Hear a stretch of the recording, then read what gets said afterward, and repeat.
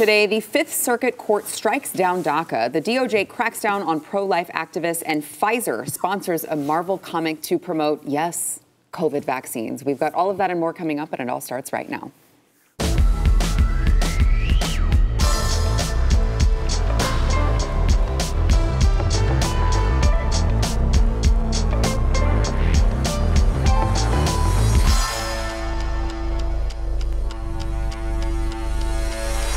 Welcome to the news and why it matters. I'm Sarah Gonzalez, and I am joined today by Stu Burguiere, host of Stu Does America, which you should be subscribed to everywhere you can subscribe. All the things. Just make sure that you're subscribed to Stu Does America. Also joined by Pat Gray Unleashed. Pat Gray, host of Pat Gray Unleashed. Your name is not actually, your legal name is not Pat Gray Unleashed. That is true. Okay, it's just the Pat Gray. But you also need to be subscribed to Pat Gray Unleashed everywhere you get your podcasts, all the things. Make sure you're subscribed. And I'm excited because you guys haven't been on together in a while. It's been a while. It feels like the band is back together. We had formed a protest. Really? For earlier this week. We were going to protest with signs outside. We burned down 4 buildings and overturned 3 police cars. But it was mostly peaceful. But mostly, yeah. Okay, good. And it was also not just for this, but for environmental justice. Right. Yeah. You did the burning specifically for environmental justice? That's great. We burned styrofoam for environmental justice. Okay, we'll get to the news of the day, whatever. Yesterday, the Fifth U.S. Circuit Court determined the Obama administration lacked the authority to institute the DACA program. What? I'm shocked. All this time, I thought he absolutely had the ultimate authority to do that. The court stopped short of judicially dismantling it and said DACA migrants could continue to receive legal protections. It also ruled the U.S. government could not process new DACA applicants and ordered a Texas federal judge to review the program. Obviously, DACA has shielded a lot of young illegal immigrants who came to the United States as children from actually being deported and given them work authorization. Joe Biden responded in a statement that said, today's decision is the result of continued efforts by Republican state officials to strip DACA recipients of the protections and work authorization that may have now held for over a decade. This challenge to DACA is just another example of the extreme agenda being pushed by MAGA Republican officials. I agree with the first part of what he said. It's like, yes, Republicans are continuing to try to strip DACA recipients of the protections and work authorization because they don't actually believe that they should have been implemented in the first place. Like, yes, correct. Your terms are acceptable. Yes, that is us. If you want to call us MAGA Republican, whatever, I don't really care because you've called us so many names. It really has lost all its meaning. Yeah, you know who else agrees with that? The courts. That's so it's not just MAGA Republicans. You mean the MAGA Republican courts? Yeah, the MAGA Republican courts. This is part of a really weird thing that's gone on. I think it's definitely increasing in its intensity. The progressives have tried it for a long time, but it's really increasing in its intensity, which is sort of a 3-step process, right? You come out and you say you can't do X. We don't have the power to do X. We don't have the authority to do X. The Constitution won't allow us to do X. Then you do X anyway. And then eventually you have a court decision. Sometimes the court decision goes in your favor. You find a good liberal justice who will pass through whatever unconstitutional nonsense you're trying to pass. But more likely it gets overturned. And then at the end of that game, you might not have your program. You might have your program in the DACA case where you still got a bunch of people through it, but you won't get more. Or you might just get a situation where you get to go to the people and say, these darn courts, these MAGA Republicans, oh my gosh, they're stopping us every step of the way. Can you believe this? It's really, it's an administration and a philosophy politically that treats the Constitution just as a speed bump, right? It's not something that can stop us. It's just going to slow us down. We'll go over the little bump and then we'll keep going in the direction that we want. They've done this with not only DACA, with the student loan situation, which I think as well will get eventually overturned. God only knows how many people will get their money, though, before that. The eviction moratorium is another one. The vaccine mandate is another one. These are just recent examples, but they keep trying this over and over and over again. And it does present us with a bit of a crisis, right? Because these people literally have told us they know they can't do these things and they're doing them anyway. That is a breakdown of our system. It really is. And in the case of the student loan moratorium, or student loan debt repayment situation, they've advanced the tactic to now changing the law on the fly to literally avoid lawsuits. They will change the law change the website for the law once a lawsuit is filed, so that they can say, well, you don't have standing. And then another one's filed, and they change the lawsuit again, the law again. They keep doing this to avoid responsibility. This is not a constitutional republic if that's how the government is going to operate. And under the Biden administration, it seems to be the only way they operate. But I was told that Donald Trump was the dictator. And a fascist. And an authoritarian. Right. But it feels a whole lot like now we're living under the authoritarian dictatorship. Doesn't it? Yeah. It feels But a lot man, like do a they love regime. the rule of law. These people are all about it. They are all about rule of law. And these MAGA Republicans just are not. It's really fascinating to see the transformation of Democrats and how radical they become over the years. When you go back to the things they used to say about the border and immigration and illegals in this country and all the benefits they get, you know, like the DACA program, they were rabidly opposed to all of it. And it was all of them. It was Biden and Schumer and Harry Reid and every single Democrat who is prominent today that you can think of was virtually the opposite that they are now. I don't know what happened to them, well, except they got so radical that you can't even recognize that party. And yet, that's always what they say about the Republicans, because everything they say about Republicans, they really are. Yeah. They really do. Do you think that people like Chuck Schumer and these people that you're talking about who held these completely opposite positions from 10 years ago, because I struggle with this, I'm like, are they so radicalized, or do they just feel like they have to say these things to go along with all of these other radicals who will just shout them down? I think it's a combination of the two. You have to believe that these people, I mean, Chuck Schumer, Nancy Pelosi, all these people have been in power for like 10 billion years. Like, you have to believe that they understand the ramifications of open borders. Yeah. And they ignore it, and they don't care. Yeah, because they want to stay in power, America. and they worry that if they come out against it, that they might actually lose momentum. I think they're really miscalculating on this, though. I agree. The Hispanics are not with them on illegal immigration. They're just not, because so many of them did it the right way and are here and are proud of this country and love this country. And they resent the fact that, 11 million, well, that's the number they use, is probably more like 20 or 30 million, just ignored all the rules and laws and came here anyway and now expect everything. Well, that pisses them off because they took the time and effort to do it right. Yep. Yeah. Amen. All right. So I want to continue on the Biden administration, but just kind of switching gears here. The administration is planning to ease sanctions on Venezuela to allow Chevron to resume pumping oil there. So this is, of course, paving the way for a potential reopening to oil exports from Venezuela.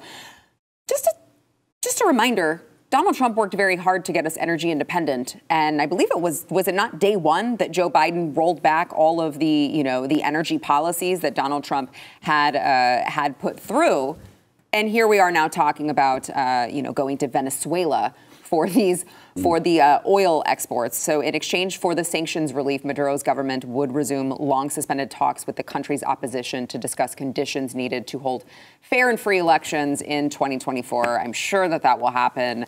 And the U.S., Venezuela's government, and some Venezuelan opposition figures have also worked out a deal that would free up hundreds of millions of dollars in Venezuelan state funds frozen in American banks to pay for imports of food, medicine, and equipment for the country's battered electricity grid and municipal water systems. I mean, how is it possible that we are talking to Venezuela about taking oil when we could just be doing it ourselves?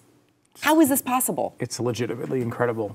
It really is. And we have, obviously, the natural resources to do it and do it easily and do it cleaner, certainly than Venezuela is going to do it. I would also add that we all know what the right thing about Venezuela is.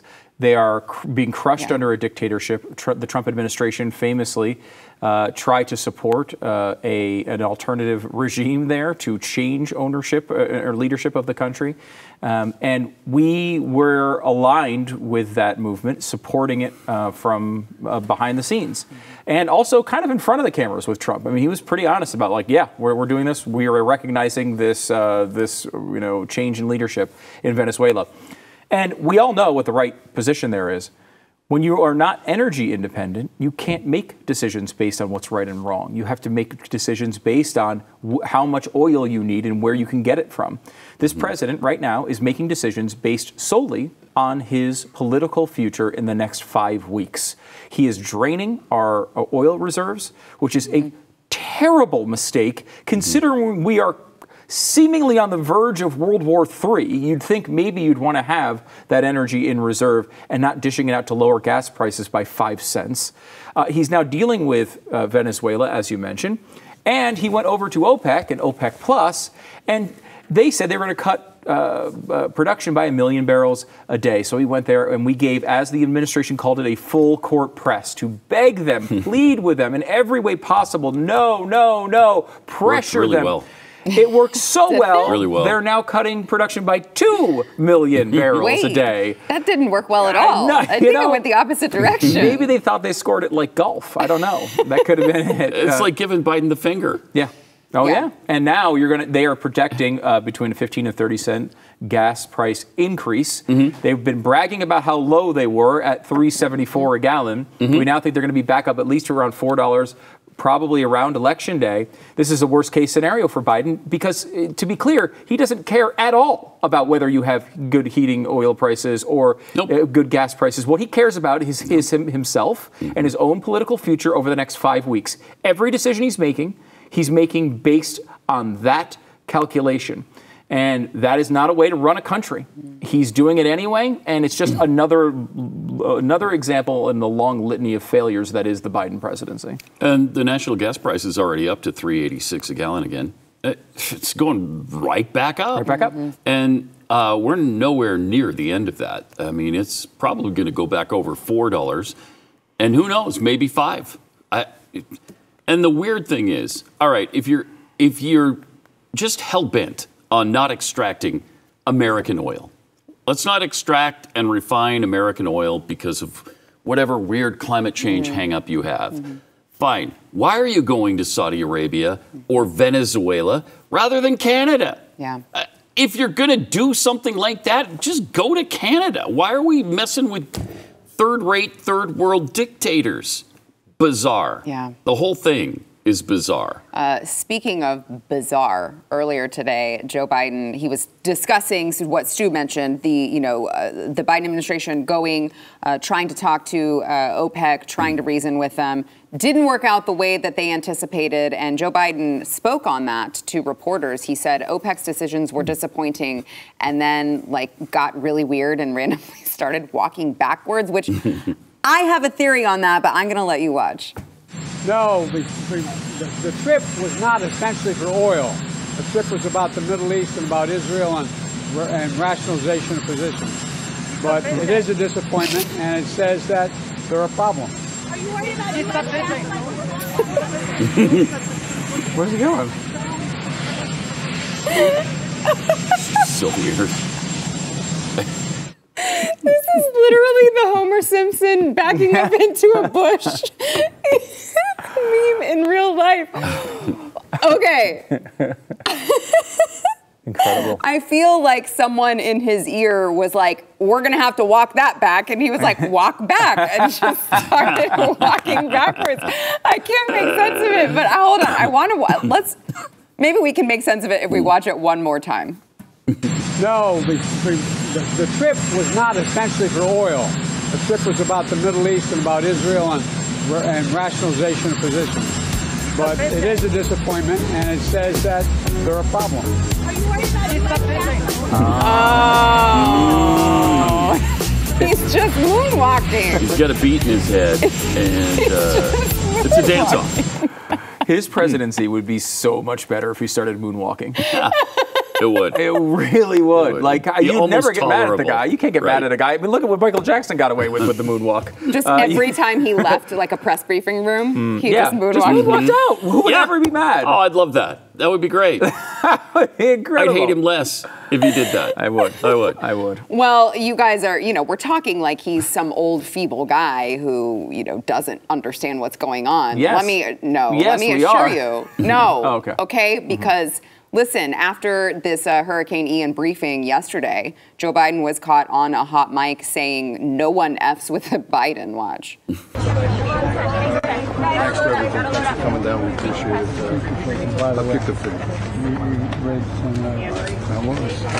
No one. Yeah. And I can't argue with you, brothers. Okay, Mumblesworth. That's exactly right. That's exactly right. No one F's with the Biden except stairs and Words. words and bikes. He has a big problem with bikes. And I've seen Hunter's laptop. Lots of hookers. Lots of hookers. They have with with Biden's yeah, all the time yeah. for pay. For pay. So. And Stu means that in the most literal sense. Yes. They really do F with Bidens. Literally, it's their jobs. It's like he's employed like 14% of Romanian women in this particular capacity from overseas. So I think, yes, many women do F with Bidens. What an odd comment. Yeah, That's it is. so weird. I mean, if I were to say nobody F's with a Bergier, he'd be like, where do you get that? weird ass thing is really that to say weird. about yourself? Yeah. I mean, look, it's part of the whatever he's dealing with. Yeah. Well, he's an egomaniac, for Yeah, one thing. that's and true. he's got this weird vision of his family that they're fantastic and that successful. They don't and, lie. Yeah. I mean, the other thing is you have my word as a Biden. He throws that out all the time. Your word is a Biden? That means absolutely nothing. Wow. Yeah, that sounds horrible. Yeah. It's so horrible. And there's Washington Post exclusive today that the FBI now believes they do have the goods to go after Hunter for guns and tax evasion of some sort. Whether the charges will come will be a fun mystery. We'll all get to see here. Not exactly hold my breath on that one, but that is the report today that just came out. And he acts as if they're this untouchable, successful, incredible family. And it's like, honestly, you guys, I mean, look, some of it's been tragic, but like the family has been a constant disaster. Right. Constantly. Yeah, and it's not just Hunter either. I mean, it's Joe. Yeah. It's Jim. Jim, yeah. Ashley. It's Ashley. She's messed up. He messed her up, probably, according to her diary. I mean, it's a messed up family. Yeah, yeah. All right, we've got to get to more. First, we want to thank our sponsor, Tommy John. So you got to make sure, it's about to be fall. You got to make sure that you have your loungewear in order. And you can do that with Tommy John. Tommy John is going to be the softest thing you will ever put on your body. I promise. I know these guys know it as well. Oh, yeah. It is. Great. You hear people talking about it and you're like, okay, whatever. I totally did that. When It's not I gonna be heard that soft. other people talking about Tommy John in commercials for like 5 years before I bought a pair. Yeah. Because I was just like, well, they're freaking underwear Right, pairs, or right, they're right. loungewear. Like, Right. how good could they be? They are that awesome. They are legitimately awesome. I don't understand. It's like magic cotton or whatever they put in there. It's so soft.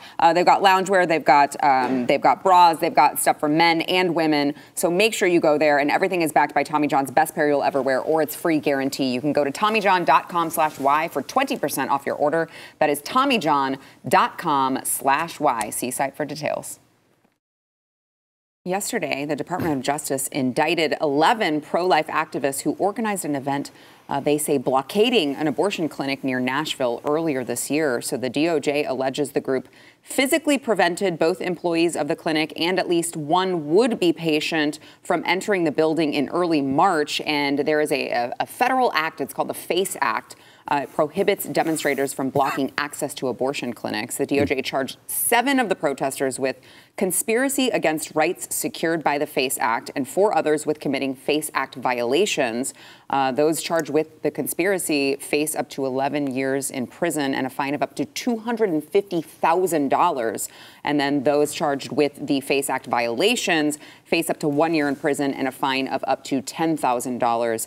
And just as a reminder, guys, this same Department of Justice has still made no arrests in the at least 17 incidents of vandalism and arson against pro-life pregnancy crisis clinics committed by the group Jane's Revenge. And just for clarification here, just for some perspective. Stunning. I'm stunned to hear that. Yeah. Well, did you know that these pro-life activists actually blockaded the entrances with fire bombs and Molotov cocktails? No, they did not. They didn't? No, definitely not. In fact, they did not. Now, I was not there for the entire protest. I did see some video from this protest in which they were not at all blocking the way. They were in the hallway, and they were standing on both sides of the hallway, and they were singing hymns. And then what? And then the police officer who walked up. Oh, here, you can How many people died from that? Like 20? Yeah, 30? at least. Killed him. At least. Killed him dead. What's interesting is the police officer who's addressing them, and he's being very polite, and he's just like, look, I understand what you guys are doing, but you can't do it inside.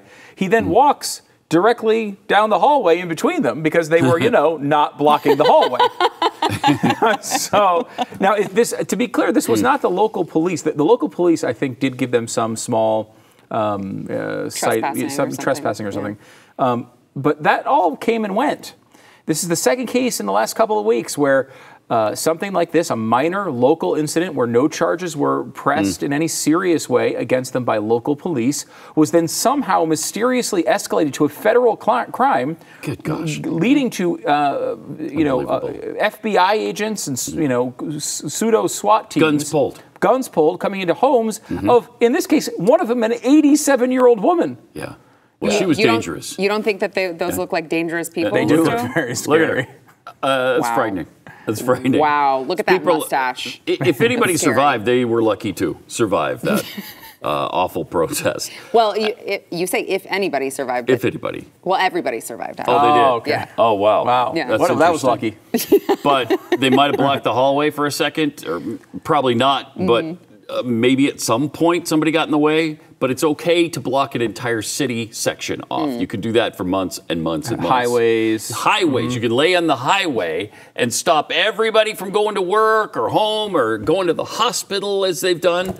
That's fine. And we're not going to show up at anybody's house to arrest them. But don't block a hallway for an abortion. What kind of country is this now? Yeah, it's actually like, don't not block a hallway while singing hymns. Right. Yeah. Really what this all boils down to. We should point out, too, that if they did block the hallway, that would mean more people would live. If the person, if the patients could not access the clinic, we should know more people would live. Yeah, so I want to, you brought up that there has just been this this pattern in the last couple of months of all of these pro-life activists just being, having the FBI show up. One of the stories that we covered a couple weeks ago, I'm sure you guys covered it as well, was when there were 20-something FBI agents who showed up to Catholic pro-life activist and father of 7, Mark Hook's house. They arrested him at his Pennsylvania home for shoving a man who was speaking inappropriately to his son outside an abortion clinic. Now, there have been some questions that are raised over this forceful arrest that the FBI ended up making because the Federalist obtained emails between his lawyer, this man's lawyer, and the DOJ that show that he was willing to cooperate before the agents showed up to his home. Back in April was when the DOJ notified him that he was under investigation for potential violations of the FACE Act. Jeez. 6 weeks later, his attorney offered to receive a summons on behalf of his client should he be charged. The email reads, "I will accept a summons on my client's behalf rather than put Mr. Huck and his family through needless disruption." The lawyer also mentioned he had left 2 phone messages for the prosecutor on May 21st and June 7th. The prosecutor did not respond to his attorney until September 23rd in an alleged email notifying him that this morning your client was taken into custody by the FBI and is being transported to the Philadelphia FBI for processing. I mean, this is completely intentional to scare everyone into thinking, well, the FBI could show up at your front door if you decide to participate and engage in, being an activist for conservative values. You never know. This guy, dad of 7, pro-life, Catholic, he had the FBI come and raid his house and arrest him. Could be you next time. That's exactly the message they're sending. And once again, in this case, there does not seem to actually be any blocking of abortion clinics. This is a guy who was there often, all the time, trying to talk to people as they came in, praying for them.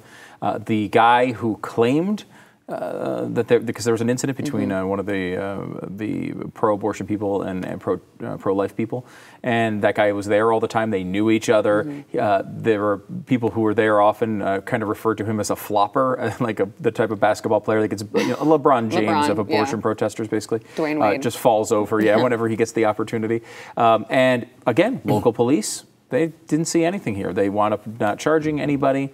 And then somehow this gets elevated. I mean, think of what happens here. I would love to know. I would love to see a discovery about this in a lawsuit, because somehow some Planned Parenthood person got this all the way to the Merrick Garland level to be able to come down with some big investigation of this guy who's a pastor who's done absolutely nothing wrong. Apparently now there's video showing he hasn't done anything wrong. But like, why on earth? No one was hurt. No injuries were reported. Why would this be a federal crime? It's completely, how would they even know about it? Yeah. It's insane. Yeah. And the guy was messing with his son. Yeah, he his was 12-year-old son is there, obscenities and to he's his son. insulting his dad and calling him names. Well, you better believe if you do that to my son, I'm dropping your ass too. Yeah, I'm going to come over and probably do more than push you. I would have been arrested by the local police, I think. Me too. And the FBI, wouldn't have had an opportunity because I'd already be in jail. But it's incredible. It's really sad, too, because if a previously respected agency like the FBI is being completely discredited now. I mean, what are they doing being involved in this kind of crap? It's unbelievable. I don't know how it happens. As Stu said, I don't know how it gets to a federal level and the Federal Bureau of Investigation comes and arrests a protester who, at the worst, pushed somebody. Oh, no. It really does seem like they are just doubling, tripling down on, when we first started talking about this, I feel like was with the Mar-a-Lago raid. And we went, oh my God, this feels really gross. This feels like they're weaponizing the entire, agency. And they're like, yeah, you guys were uncomfortable with that. Just wait until you see what we do to average everyday people. It's like they just don't even care They don't. that the rest of America is sitting here going, even a lot of independents, even a lot of Democrats I've seen who are going like, oh, this doesn't feel right at all. So it'll be interesting to see how that plays out. I mean, you would assume that would be part of, people walking into the voting booths in November for the midterms, maybe thinking about that kind of thing and, who is the party in power right now who is abusing that power. But we'll see. We need to take another quick break here. I want to thank our sponsor, iTarget Pro.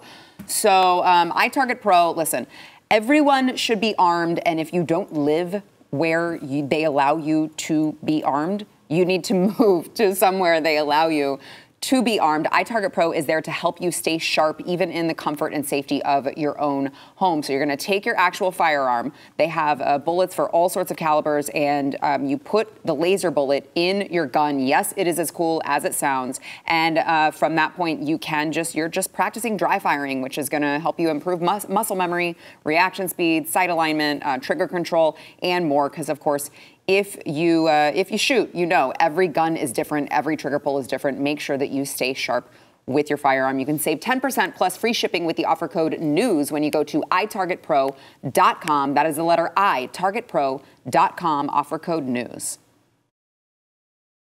Pfizer and BioNTech have sponsored a Marvel comic that promotes COVID-19 vaccination. So you guys settle in. This is an amazing story. The story begins with the family waiting to get COVID shots while the Avengers are just blocks away from fighting an enemy known as Ultron. Later in the story, the grandfather character says, I've seen their patterns so many times before. Ultron evolves. The Avengers figure out how to fight it, putting together their existing knowledge and research along with the new information they've learned.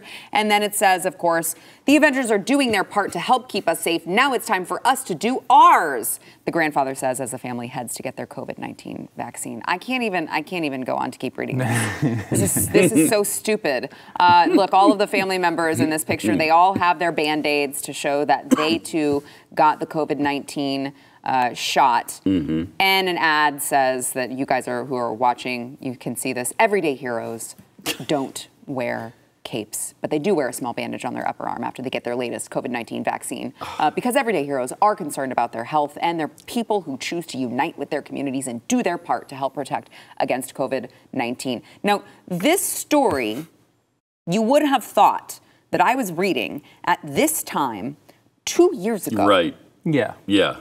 It is October 6th, 2022. Like it's protecting anybody. Like, Right. okay, now I won't get it. Right. Well, yeah, you will. You still will. You still will. Well, I won't spread it. No, you will. Oh. Yeah, you still Right. still will. And we know all that, and they're still trying to shove this crap down our throats. It is pathetic. It's just so maddening. cult-like. Yeah, it's like, what are you still trying to do? Who is this appealing to? You should have the vaccine sucked out of your body, Stu. There you go. You should. Just to spite him. Well, that's the thing is like Stu is like the most pro-vaccine guy on the planet. And I think even he can say like, what the hell are you guys doing? Yeah, I mean, I thought the whole point of being a superhero is like you could defeat giant monsters. You're a little afraid of a tiny virus. Right. Like, I mean, it's kind of ridiculous. I don't think it's too much of a worry for your average superhero. Look, this is silly at this point. You could have a discussion about whether you want the vaccine, you don't want the vaccine, you can make your own choice on that. But like at this point, either everyone's had the vaccine or has had COVID, right? Like, is there an exception to that at this point? I don't think so. No. I really don't. I have a friend who just got it a couple months ago. The vaccine? No, the virus. Oh, Was unvaccinated. Finally got the virus, and it's like. He's, I think, the last one in America. Everyone has some level of protection at this point anyway. We're beyond this conversation, yet it seems to still be what so many people, it's all they want to talk about, is getting, it's like, at some point, don't we go back to the regular thing? I saw this story this morning about how they ordered these 27 zillion doses of the new whatever, I don't know if it was the new child one or the new variant vaccine, one of the new vaccines from Pfizer and Moderna, and it's like it was all paid for by taxpayer dollars, and it's like at some point, doesn't this go to a position where your insurance pays for the medicine that you want again? Does that ever come back? Have we just turned into a nationalized healthcare system here without anyone telling us? Right. Because I keep trying to tell people. Like, when have you heard of the government buying up this many doses now of a medication? We had the President of the United States going on 60 Minutes and telling us the pandemic is over while he's spending multiple billions of dollars on these shots. Like, if it's over, let us go back to the old days where flu shot, you want to get a flu shot, you go in and your insurance pays for your flu shot, right? I'm pretty sure that's how it works, although I've never tracked the payment on it. But that was my impression all this time. It is. I know when I if I go, I'm sick with something, I need antibiotics, that's what my insurance is for. For this thing, they're just like, they just nationalize this. And even as someone who's not maybe as against this whole regime vaccine-wise as some, this is just a total upside-down treatment of what our healthcare system is supposed to be. We're turning into the UK, and that is not something that I want in any way. Yeah. But the government's done a tremendous job scaring the hell out of people, and they continue to scare the hell out of people. And so they can continue to push this slop on us, and we continue to take it. I was driving down one of our main streets today, and I look over to the car that was passing me, and this woman, I don't know, 60 or 70 years old, alone, in her vehicle, with her mask on, in her car. What are you protecting yourself from?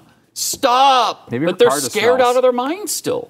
Many people are still so scared, they won't even take off the mask in their own car. You may have talked about this earlier in the week, Sarah, so if you did, sorry for bringing it up, but did you see that Howard Stern left his house? Yeah, for the first time in 2 years. I had no idea. He left his house and went to dinner with Jimmy Kimmel and Jennifer Aniston. And he was freaked out about it. Yeah, still freaked out about it. That's just sad. It really is sad. It's sad. Well, especially for the public persona that he puts forth. Right. Like, you think tough that, guy. And for him to just be that scared of a virus for this long. Amazing. I mean, look, he's an older guy, in 2020, okay, I understand you may want to be a little careful. We're well beyond this at this point. The pandemic is over. Again, he's the type of guy that was yelling at everyone that get vaccinated or you should go to prison or whatever his rants were a couple of months ago. And it's well, he got vaccinated. Do you think this thing works or not? If you don't think it works, then I can understand. But you're the one telling us it works. Right. So if it works, go out, have your little Jimmy Kimmel dinner, whatever you want. You should be fine. So I just pulled this up as we were talking. So the updated COVID booster shots, these new ones, it's been 1 month into the rollout. I'm reading here from NBC News that less than 4% of eligible people have gotten these updated COVID booster shots. So maybe I feel like that's a positive sign, right? But it's 7.6 million people. At least. So then, to Pat's point, it's like, well, I still feel like that's way too many people to still be buying into this. Yes. But gosh, I don't know. It's really difficult to see how people can still continue to buy into this particular one. And this one was the one that Biden said, too, is going to be, this is the last one that they're going to spend money on, right? That's what he says. That's what they said. That's what he says. This is going to be the last. I doubt it's true. Yeah. This is going to be the last shipment that we pay for moving forward. Yeah. And it should have happened. That should have happened a long time ago. But even so, it's like, how many of these are going to be thrown away? Oh. Because how many? Because how many did they buy up? And less than 4% of eligible people have gotten it after a month. Mm-hmm. So great job, taxpayers. You guys are out here working hard every day, trying to feed your family, trying to make enough to put gas in your tank. And Joe Biden is spending things on Ukraine and booster shots that nobody is getting, and they're going to have to literally throw directly in the trash can. Just another day in Joe Biden's America, I guess. All right, we got to take another quick break. We'll be back. It's so maddening. It is. Chris Cuomo's new primetime show on News Nation, Cuomo. Whew, it is not off to a good start. It bombed in ratings on Monday and lost to cartoons and rerun shows. They had 147,000 total viewers, and in the 25 to 54-year-old demographic, Cuomo only got 8,000 total viewers. I don't, for a national show, I don't think I've ever heard numbers that low. These ratings in the 25 to 54 demo were lower than several cartoon and rerun programs, including SpongeBob, Seinfeld, The Office, and Bob's Burgers. Well, those are lower than the nightly news in Pocatello, Idaho, on Channel 87. Which is a good broadcast. It's a good broadcast. We should say they do I'm a not good to job. take anything away from the broadcasters in Pocatello. They're awesome. But, Well, and I of course, as soon as I saw the story, had to read it. It was obviously my focus. Yes. Chris Cuomo's This is your beat. worst.com. Oh, yeah. ChrisCuomo'sAwful.com. What I was fascinated about, because you're right, it got blown out by stuff like Bob's Burgers, which isn't even like an A cartoon for adults. It's like like the secondary one. But what was really, really bad is, because, sometimes, a show like Paw Patrol, a lot of kids will watch maybe. So you say, okay, well, that's unfair to compare. Okay. Well, he lost also to Newsmax, which is another not like Fox News is obviously the big conservative. This is a secondary. You're not going to compete with Fox News. You're right. You're not going to beat Tucker. We know that. Yeah. But Tucker got like 20 times what he. Yeah. But Newsmax? Right. But also lost to Newsmax and also lost to his own lead-in. Now, on News Nation. So this was not a News Nation problem. Do we know who that is? Chris Cuomo problem. I want to see what that is. There was also they did a rerun of Blue Bloods on News Nation that also beat Chris Cuomo. So News Nation plays like entertainment programs I guess too? I'm trying to find this. Honestly, it's a new I don't even know thing. where it is. Yeah, I think was it the old WGN or one. It's one of these like things that you've seen before that they converted into News Nation. I can't remember which one it is, but it's not a hugely prominent station, but it does get some viewers, more viewers than watched Chris Cuomo, and for a debut episode. Right? Yeah. This is like everyone's excited showing up the first time, like everyone's pumped up, and then total bomb. I mean, look, Chris Cuomo is terrible at really everything he does. He's never been good at his job. I don't know that anyone's ever accused him of being good at his job. They've accused him of lots of other things like groping women. He's accused himself of being great. Yes. So exactly. his lead-in is the name of the program is On Balance with Leland Vittert.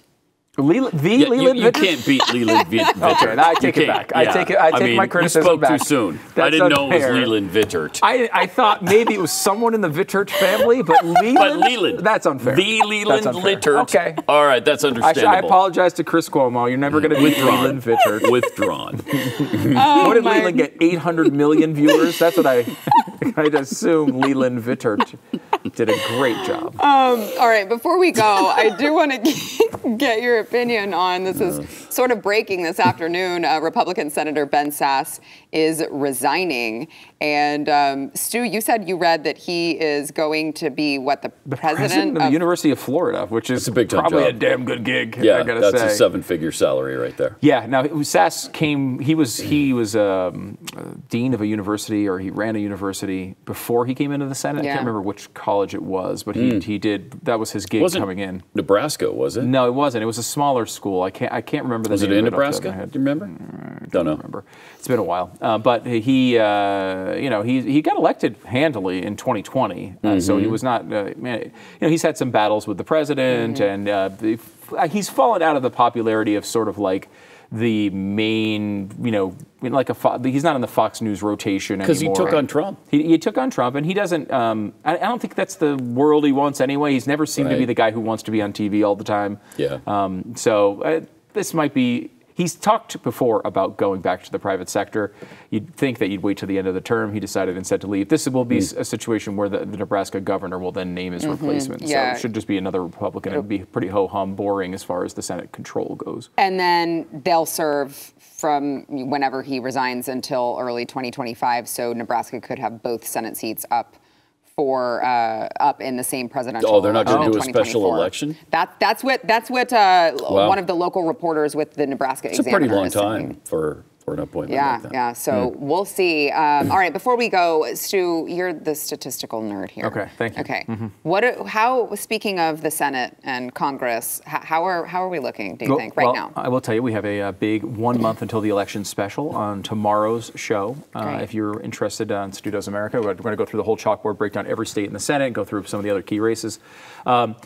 It is incredibly close. The last time I did the breakdown, I had it at 48 Democrats, 47 Republicans, and 5 toss-ups. What that would mean would be the Republicans would need to win 4 of 5 of the toss-ups. Not easy, but definitely doable. Is Georgia Herschel Walker seat one of the toss-ups? One of the toss-ups, yes. I had that as a toss-up. Scary. Yeah, and he's obviously having some issues. Now, we have not seen any polling since that happened, so we don't know if that's going to shake up the race at all. I can't remember. I had Wisconsin in the toss-up as well, and I kind of thinking, I have not fully looked into this, but I think for tomorrow there's a good chance I move that to leaning Republican. I think that's looking Johnson's pretty up good right now. Nevada and North Carolina were both toss-ups as well. Pennsylvania? Pennsylvania had leaning Democrat. That race has tightened enough a little bit that you could make the argument it's a toss-up now. Yeah. I want to see a little more polling on that. And then also Nevada was another one of the toss-ups, which is really tight, but Laxalt, I think, has a small lead there. So I think you can make the argument that if the election was held literally today, Republicans have a good chance of getting to 51. I would have loved to have seen 53, 54. This was the type of election that was lining up for a real Republican wave. And if that were to happen, you set up for a 2024 situation that really favors Republicans. And you could have had a situation where you had a Republican Senate, Republican House, and Republican President, and the Senate at filibuster-proof majorities. Wow. It was not crazy. Yeah. I don't know if we're going to get there, though. Yeah. Make sure to tune in. You said tomorrow night? Yep, tomorrow night. Stu Does America tomorrow night for more on that. We'll take a quick break. We'll be right back. Was that too long of an answer? Were you trying to make small talk? No, About 23 million tax-paying California residents are eligible to receive up to $1,050 as part of the state's middle-class tax refund program starting this week. This is it's supposed to help address rising costs. So this is California sending out payments to help address inflation. It's just that it's just taxpayer money that you're then funneling and sending back to taxpayers. And I just don't really think that that's the way that you fight inflation. I'm just not sure. This reminds me of the documentary It's Always Sunny in Philadelphia, where they went to Dave & Buster's and they saw they had Dave & Buster bucks. So they decided to create their own economy inside Patty's Pub with Patty's bucks. And what they would do is take Patty's bucks, print them up, and give them out to people in the community so they could come in and buy things only at Patty's. And they would start a circular economy. Well, the problem is when you just give people pieces of paper to get your free beer, doesn't work out all that well. So it didn't work out well for them. It won't work out well for California either. It is interesting, though, Pat. These payments were mailed out about the same time that ballots were mailed out for next month's election. No Surprise! way. Yeah. Wow. Yeah, but they wouldn't be trying to buy votes. No, of course not. Of course not. Sarah! I said they Bite your wouldn't. tongue. Bite your You tongue. were insinuating something bad about Gavin Newsom. And I'm not sorry.